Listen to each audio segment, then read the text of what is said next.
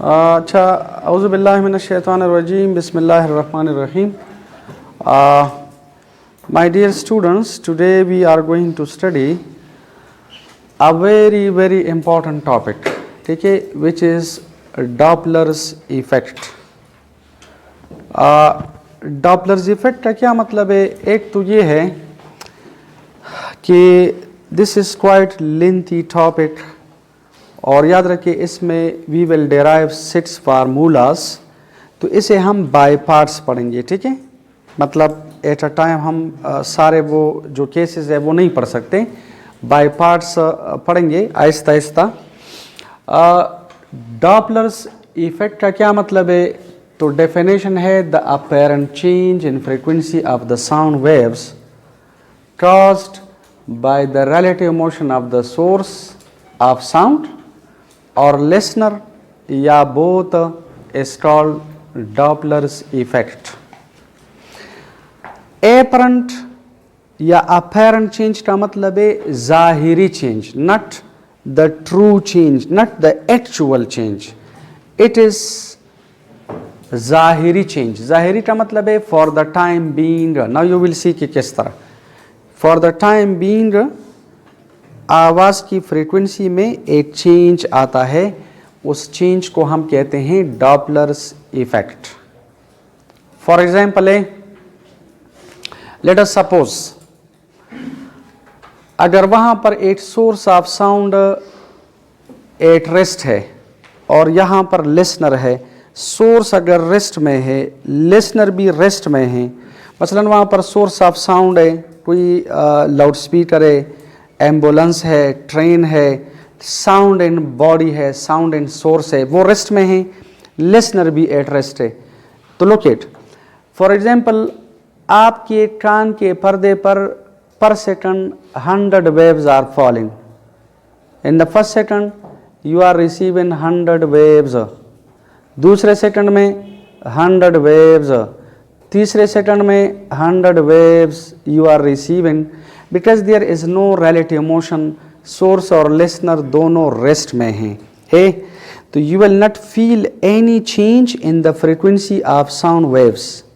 Change का मतलब है कि वो जो आवाज़ है आपके लिए न तेज़ हो रही है न स्लो हो रही है. There is no apparent change in the frequency of the sound waves, ठीक है. लेकिन लुक एट ए, अगर वो सोर्स आपकी तरफ आ रही है तो गौर से देखें. अगर पहले सेकंड में you are receiving 100 number of waves, तो दूसरे सेकंड में let us suppose you are receiving 110 number of waves, तीसरे में 120 नंबर ऑफ वेव्स, चौथे में 130 नंबर ऑफ वेव्स वगैरह वगैरह, या 140 नंबर ऑफ वेव्स. तो व्हाट विल हैपन? इसका मतलब है आवाज़ की फ्रीक्वेंसी में एक अपैरेंट चेंज आ रहा है. This is an apparent change, क्योंकि उस सोर्स से अगर पर सेकंड 100 वेव्स पहले निकल रही थी, अब भी निकल रही है, लेकिन सोर्स के मोशन की वजह से आपके कान के ऊपर, पर्दे के ऊपर पर सेकंड ज़्यादा वेव्स आर फॉलिंग. तो आपके लिए आवाज़ की फ्रीक्वेंसी आहिस्ता आहिस्ता बढ़ जाती है, आवाज़ आहिस्ता आहिस्ता तेज़ हो जाती है. This increase in the apparent frequency of the sound waves is called Doppler's effect.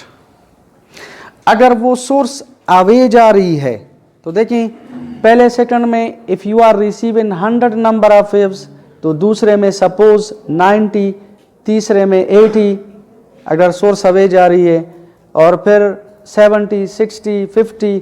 तो देखिए a per second you are receiving less number of waves, therefore apparent frequency कम हो जाती है.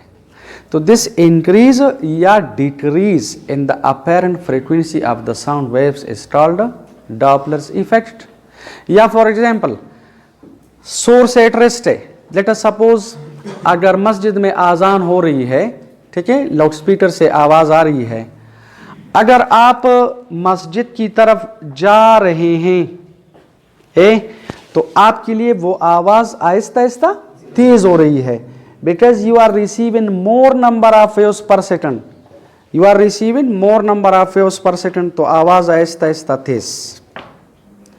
और if you are going away, for example जब आजान शुरू हो जाती है तो शैतान भाग जाता है, ठीक है।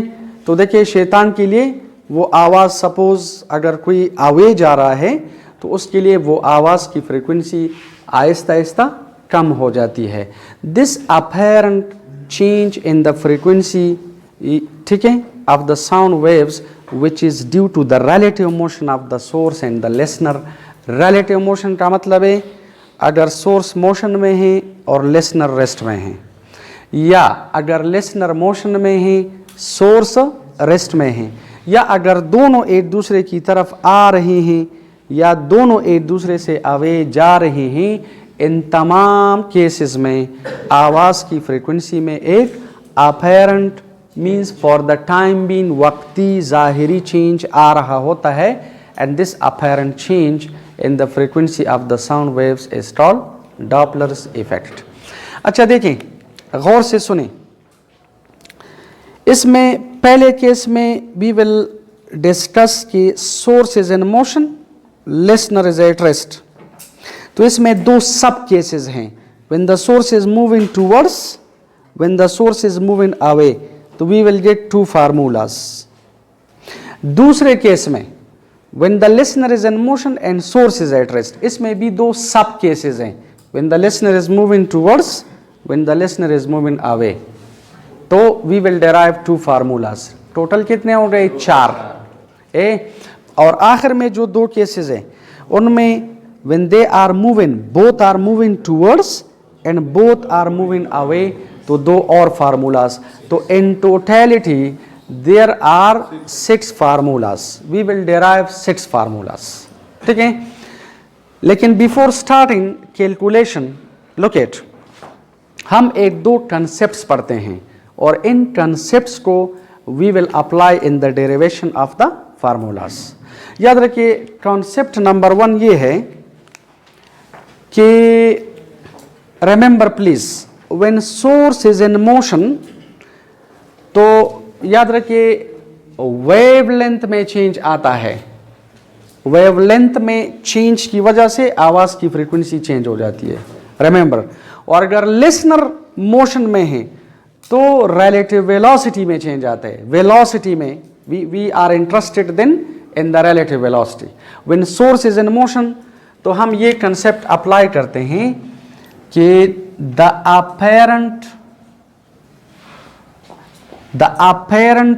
वेवलेंथ, ठीक है, the apparent wavelength is equal to distance occupied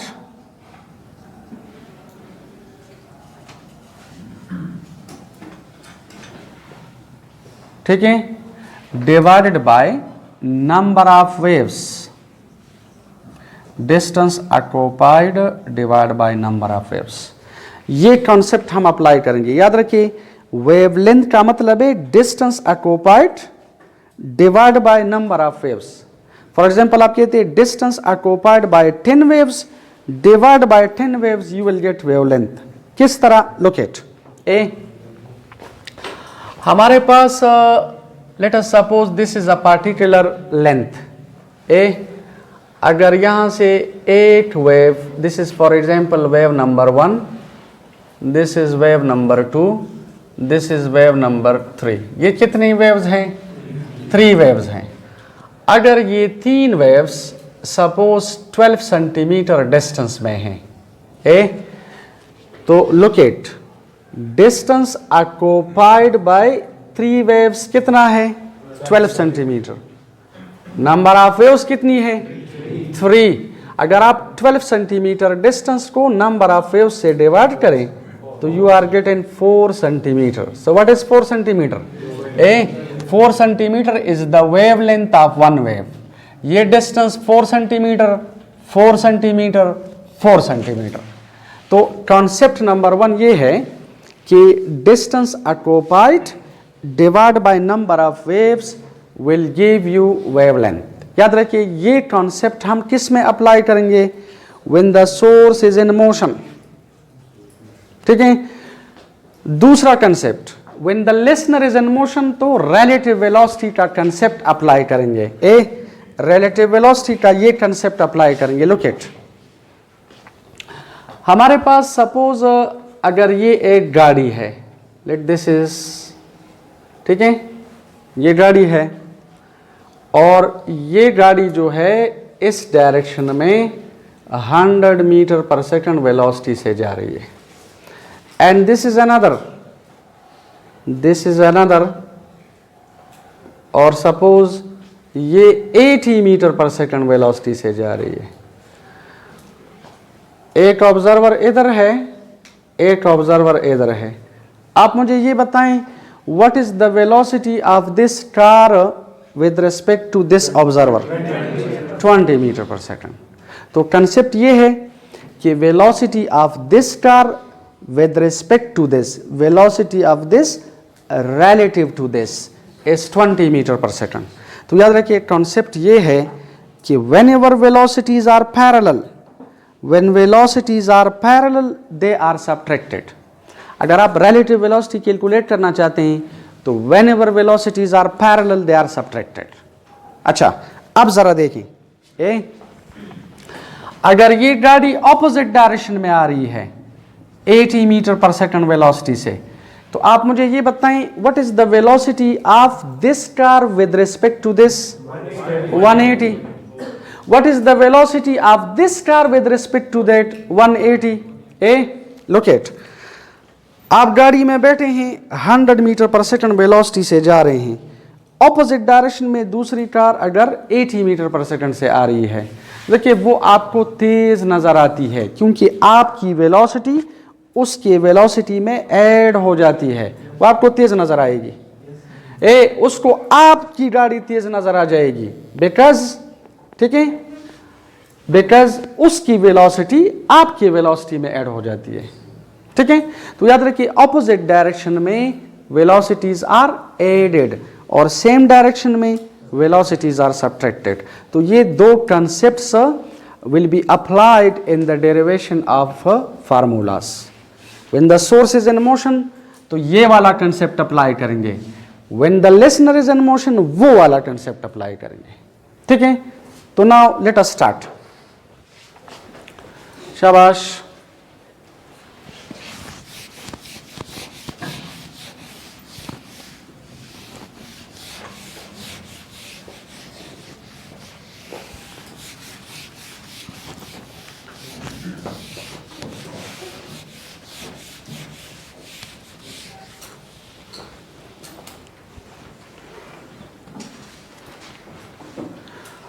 देखो ये है केस नंबर 1। केस नंबर 1 है कि when the source is in motion and listener is at rest.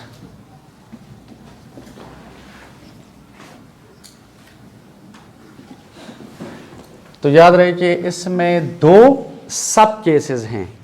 When the source is moving towards a stationary listener away, तो देखिए इसमें सब case number 1 ये मैं इस तरह लिखूंगे।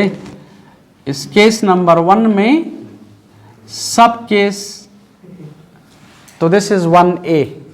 1A का मतलब है कि केस नंबर 1 में सब case 1। So this is when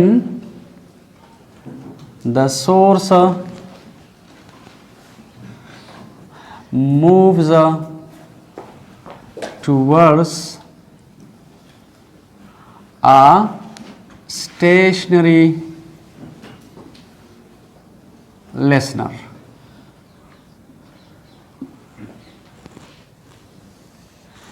इसमें कौन सा कंसेप्ट अप्लाई करेंगे? वेवलेंथ का।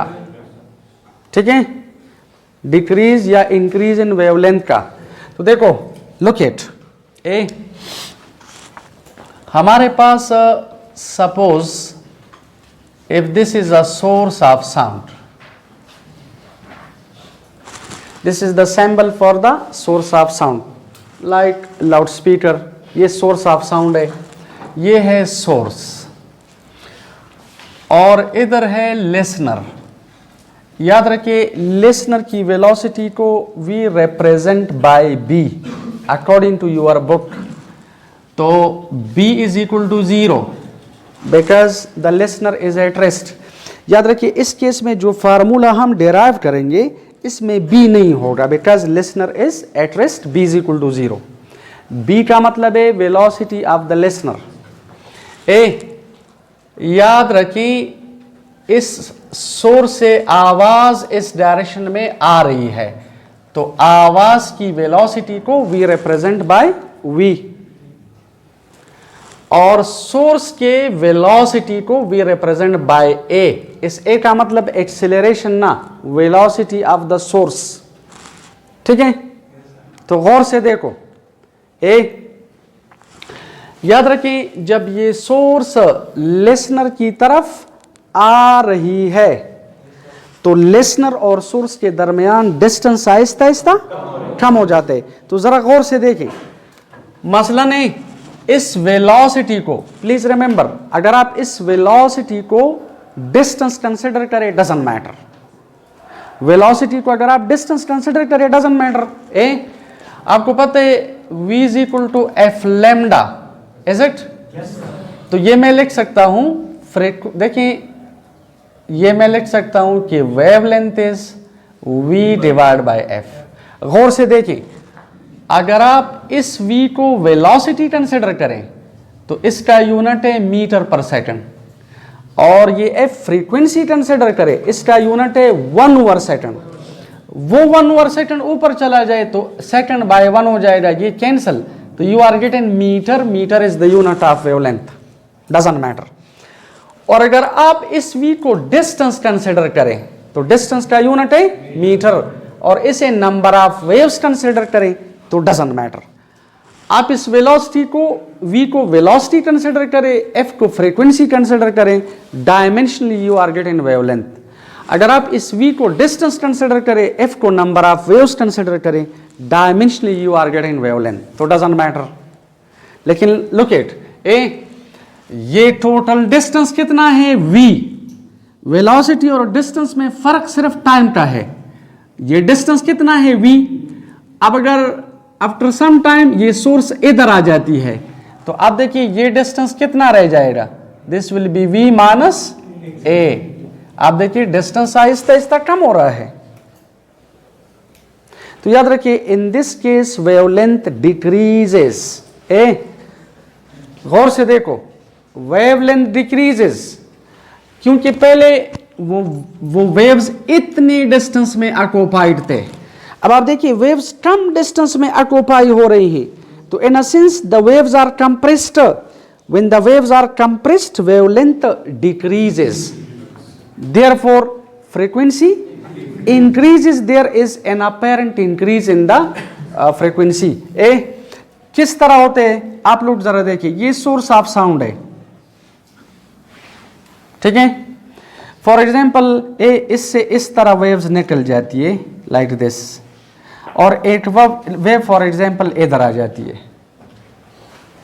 तो आप जरा गौर से देखिए, अगर ये सोर्स एट रेस्ट है तो आप देखिए वेव्स में the waves are not compressed because waves are emitting and they are going like this.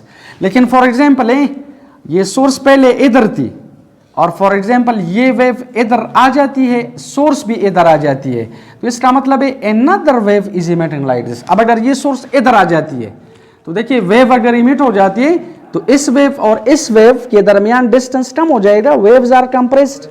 देखिए the waves will be compressed, तो वेवलेंथ कम हो जाती है। वेवलेंथ अगर कम हो जाती है तो इसका मतलब है there is an apparent increase in the frequency. तो याद रखिए जब सोर्स लिसनर की तरफ जा रही है तो वेवलेंथ डिक्रीजेस। तो देखें जो अपैरेंट वेवलेंथ है वो मैं इस तरह लिखूंगा, गौर से देखो, lambda dash is equal to distance occupied which is v minus a। Divided by number of waves. अब आपकी मर्जी, अगर आप ये वेलोसिटी कंसिडर करें तो ये फ्रीक्वेंसी कंसिडर करो, और अगर ये आप डिस्टेंस कंसिडर कर रहे हैं तो ये नंबर ऑफ वेव्स कंसिडर करो।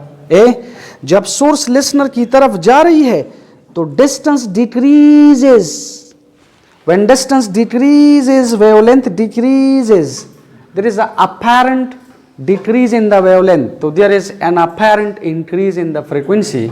तो ये हमारे पास अगर इक्वेशन नंबर 1 है, और देखें velocity could be written as v is equal to F dash lambda dash. Wavelength क्या हो गई? कम। इधर आप देखिए वेवलेंथ कम, तो वेवलेंथ अगर कम फ्रीक्वेंसी ज्यादा, तो आप एफ डैश कैलकुलेट करें, we are getting v divided by lambda dash. This is equation number 2। Equation number 1 को 2 में पुट करो तो याद रखिए एफ डैश आ जाएगा v divided by v minus A divided by F. सही है? अच्छा, ये f अगर ऊपर चला जाए तो F dash is equal to v minus A divide by v, और दिस इज f। याद रखिए this is the first formula, ये है फार्मूला नंबर 1। शाबाश।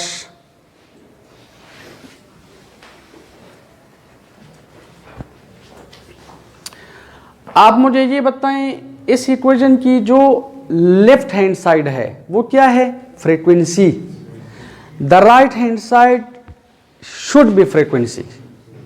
Dimensionally left hand side should be right hand side. तो देखें, अगर देखें ये वेलोसिटी है, ये वेलोसिटी है, velocity minus velocity, velocity, velocity divide by velocity, units are cancelled, तो therefore this is a number, this is a number, number multiplied by frequency is frequency. लेकिन लुक एट, अब आप मुझे ये बताएं, आप मुझे ये बताएं v ज्यादा है कि v माइनस ए? तो v माइनस ए v से कम है, v माइनस ए v से कम है। अगर v माइनस ए v से कम है तो इसका मतलब है v minus A divide by v is less than 1। कम बाय ज्यादा is less than 1। If this factor is less than 1, तो याद रखिए if dash will be greater than, sorry this is, देखें दिस इज एक मिनट, ये मैंने ये इस तरह लिखे, सॉरी ये ऊपर है ये नीचे है, ठीक है। अब आप जरा देखें v माइनस ए, बल्कि दा से बोली कम, एक मिनट, इसे आप इस तरह लिखें। आप लोग देखें ये v is greater than v minus a, ठीक है। ये देखिए v ऊपर है, v माइनस ए नीचे है, और ये ऊपर चला जाएगा, ठीक है। ये मैंने गलत लिखा था, तो v divide by v minus a, v is greater than v minus a, इसका मतलब है v divide by v minus a is greater than 1। अगर ये क्वांटिटी 1 से ज्यादा है तो इसका मतलब है f dash will be greater than f। जब आप किसी क्वांटिटी को 1 से ज्यादा नंबर से मल्टीप्लाई करते हैं तो वो बढ़ जाती है, ठीक है। देखिए ये क्वांटिटी 1 से ज्यादा है, तो 1 से ज्यादा अगर है तो f dash is greater than f। तो when source is moving towards a stationary listener, तो याद रखें frequency increases, apparent frequency increases, आवाज आहिस्ता आहिस्ता बढ़ जाती है।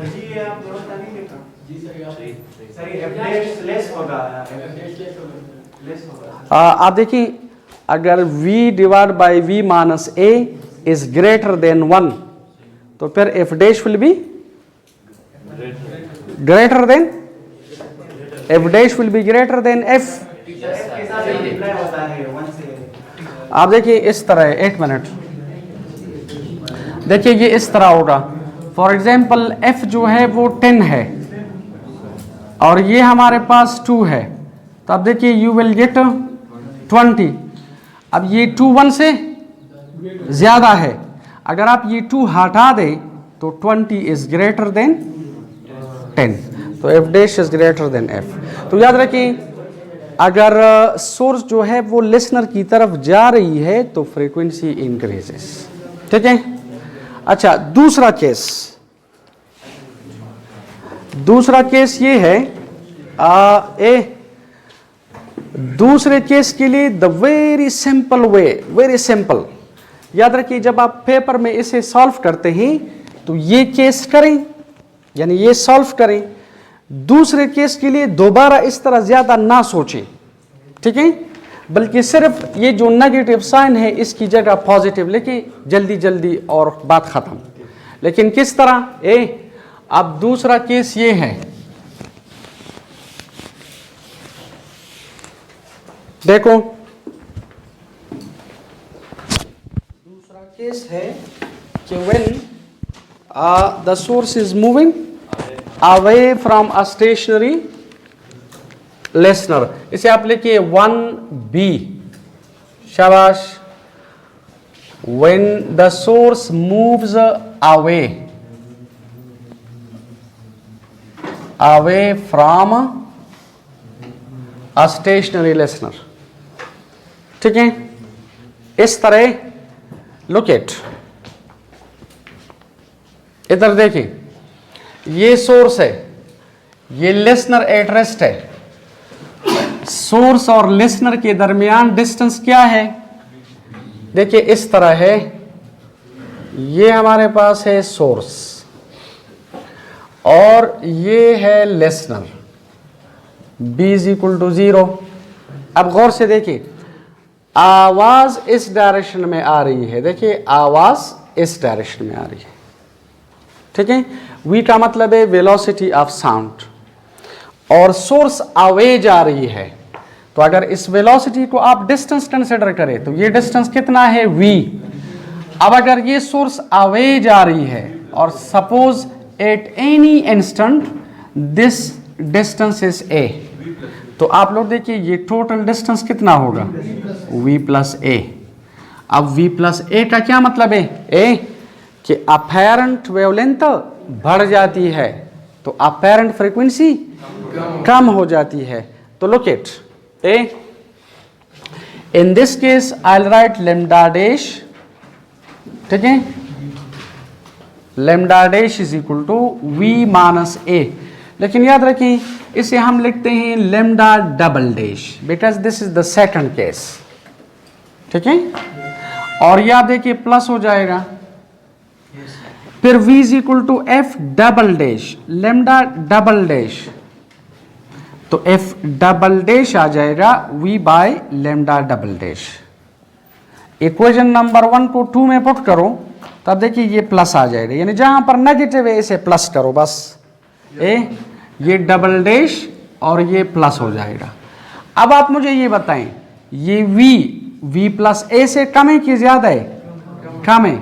आप देखिए ये कम है, ठीक है, V प्लस A से कम है। तो कम बाय ज्यादा, लेस देन 1। अगर ये फैक्टर 1 से कम है तो इसका मतलब है F dash is less than F। तो please remember, whenever the source is moving away from a stationary listener तो frequency decreases, there is an apparent decrease in the frequency of the sound waves, ठीक है। तो आप दोबारा calculation ना करें, सिर्फ नेगेटिव की जगह आप लोग पॉजिटिव लेके। अच्छा, एक बात आप याद रखें, लुक एट, मसलन यहां पर एक सोर्स है, जरा गौर से देखें, ये सोर्स है, ठीक है, ये सोर्स ऐसे। अगर ये सोर्स बिल्कुल रेस्ट में है, तो the sound waves are emitting, ठीक है, in all direction waves are emitting like this.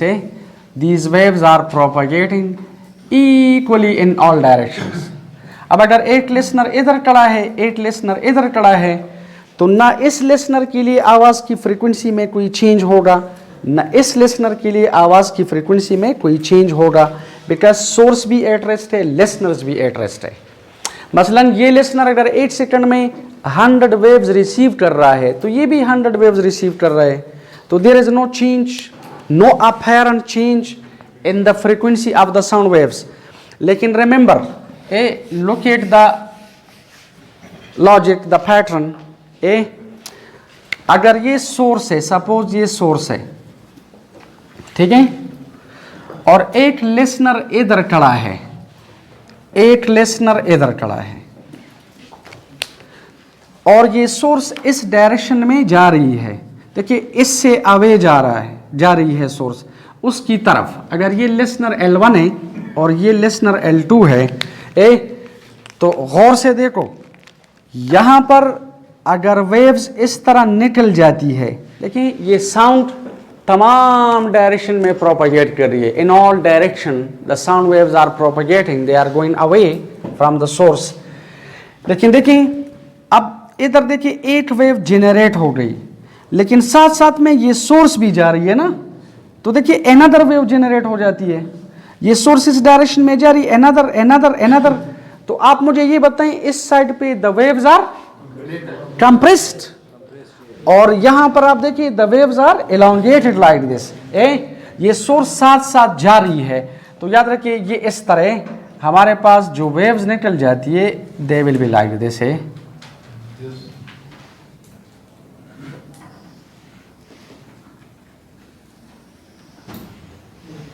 आप गौर से देखिए, ये सोर्स आहिस्ता आहिस्ता उस डायरेक्शन में जा रही है, तो इस डायरेक्शन में अगर आप देखिए द वेव्स आर कंप्रेस्ड, तो there is a change, a decrease in wavelength.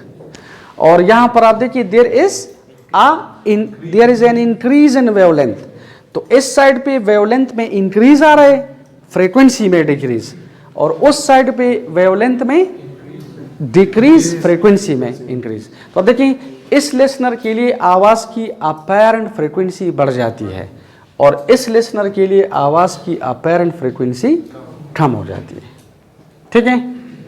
लेकिन अगर सोर्स रेस्ट में है, the two listeners will receive the same number of waves per second. सही है। Now we are coming to the second. देखिए 10 फट बस।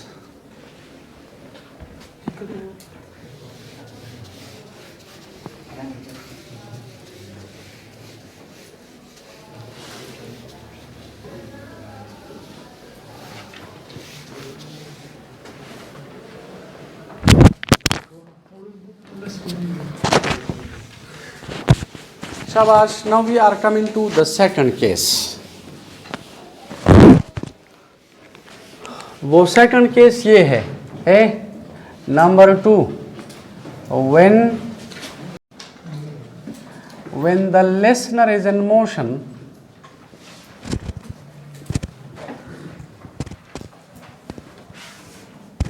and source is at rest.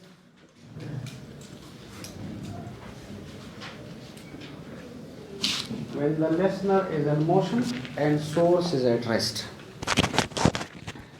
इसमें कितने केसेस होंगे? 2। शाबाश। तो इसमें केस नंबर 1 है, यानी 2 में 1, when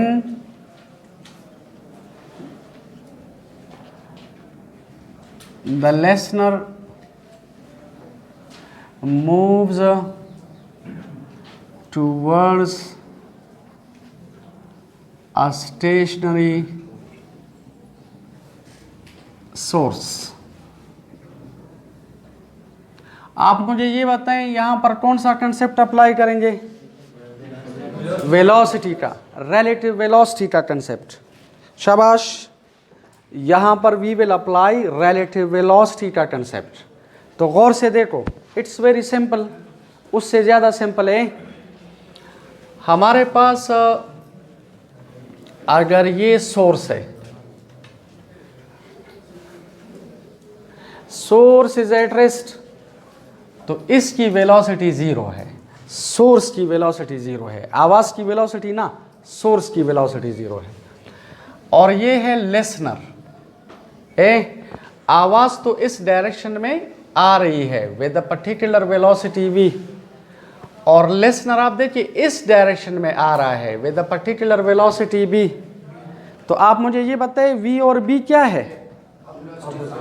they are anti parallel, so they will be added.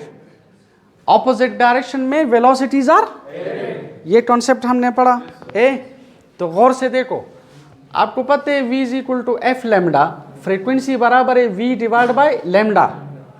तो यहां पर याद रखिए, यहां पर वेवलेंथ में चेंज नहीं आता, वेलोसिटी में। अब ये वेलोसिटी क्या है?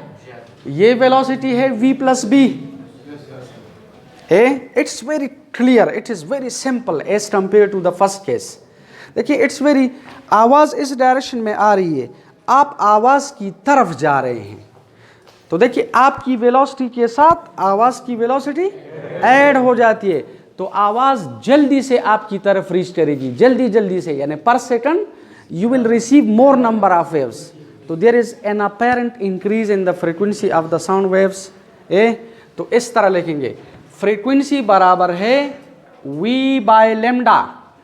तो I write f dash is equal to v plus b by lambda. In this case, velocities are added because they are opposite. So this is f dash. This is lit equation number 1. ये lambda हम यहां से eliminate करते हैं। क्यों eliminate करते हैं? क्योंकि मैं फ्रीक्वेंसी को फ्रीक्वेंसी के साथ कंपेयर करके बता सकूंगा कि बढ़ गई है कि कम हो गई है। तो ये वेवलेंथ यहां से एलिमिनेट करते हैं, ठीक है। The actual velocity of sound is v, the actual wavelength of sound is f, the actual frequency, the actual wavelength is lambda। यहां से आप lambda कैलकुलेट करें तो this will be v divide by f, ठीक है। Equation number 2 को आप 1 में पुट करें, तो ये आ जाएगा f dash is equal to v plus b divide by lambda की जगह लिखो v डिवाइड बाय f। ये f अगर ऊपर चला जाए, f ऊपर चला जाए तो this will be v plus b divided by v multiplied by f, ठीक है। This is the apparent frequency, ठीक है। This very simple as compare to the first one. अब आप मुझे ये बताएं, v प्लस b ज्यादा है कि v प्लस b v से ज्यादा है। And you know this is a number, dimensionless number है, बिकॉज द डायमेंशंस या द यूनिट्स आर कैंसल। तो v plus B divide by v 1 से ज्यादा कि कम? ज्यादा बाय कम इज ऑलवेज ग्रेटर देन 1, तो ज्यादा। अगर ये 1 से ज्यादा है तो f dash is greater than f। तो याद रखें, when the listener is moving towards a stationary source, तो आवाज़ की फ्रीक्वेंसी आहिस्ता आहिस्ता बढ़ जाती है। अगर आप मस्जिद की तरफ जा रहे हैं तो आपके लिए आज़ान की जो फ्रीक्वेंसी है, आवाज़ की जो फ्रीक्वेंसी है वो आहिस्ता आहिस्ता बढ़ जाती है, आज़ान आहिस्ता आहिस्ता तेज़ हो जाती है। Is it? शाबाश, जल्दी करो। और जब आप पेपर में इसे लिखते हैं तो दोबारा इतनी ज़्यादा सोचने की ज़रूरत नहीं है, बस जहां पर प्लस है इसे माइनस करो।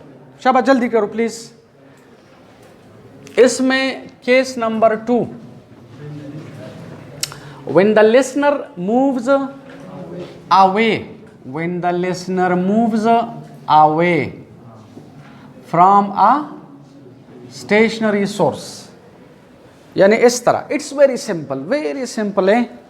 देखो, ये हमारे पास सपोज सोर्स ऑफ साउंड है, source of sound eight rest है, a इज इक्वल टू 0। अब देखिए a इज इक्वल टू 0, इसमें a नहीं है, पहले केस में b नहीं था क्योंकि लिसनर वॉज एट रेस्ट, सही है। और ये हमारे पास सपोज लिसनर है, आवाज फिर भी इस डायरेक्शन में आ रही है with a particular velocity v, is it? अब ये लिसनर अवे जा रहा है with a particular velocity b, ये वेलोसिटी और ये वेलोसिटी पैरेलल है. When velocities are parallel they are subtracted. So it's very simple, subtracted. So I'll write f double dash. ये क्या, this will be, जहाँ पर प्लस है इसे माइनस करो बस. This is minus a, this will be minus, this is f double dash, this is f double dash, this is minus. ठीक है. और देखो this will be minus. अब v minus b is less than v, तो कम by ज्यादा is less than 1, and therefore f dash is, f double dash is less than f. So when the listener moves away from a stationary source, apparent frequency decreases. ठीक है, stop करो.